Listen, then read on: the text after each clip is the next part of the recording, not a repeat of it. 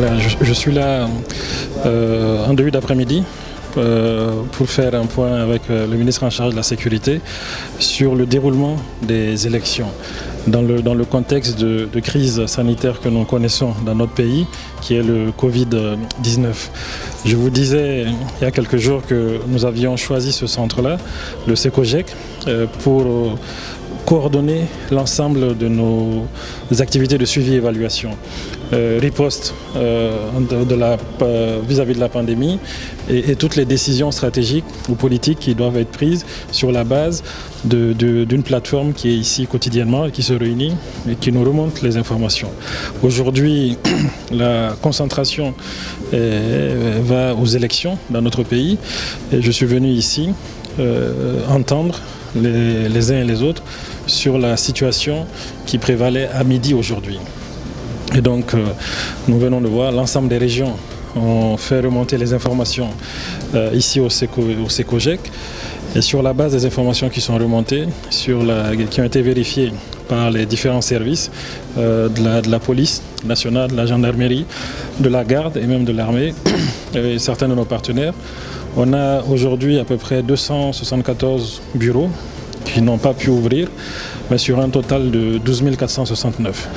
Donc nous sommes à un taux global de 2,2% de bureaux non ouverts à midi, pour différentes raisons. Évidemment, nous allons travailler pour faire en sorte que ceux qui peuvent ouvrir puissent être ouverts avant la fin de la journée pour que les électeurs puissent faire leur vote et que le scrutin puisse se tenir.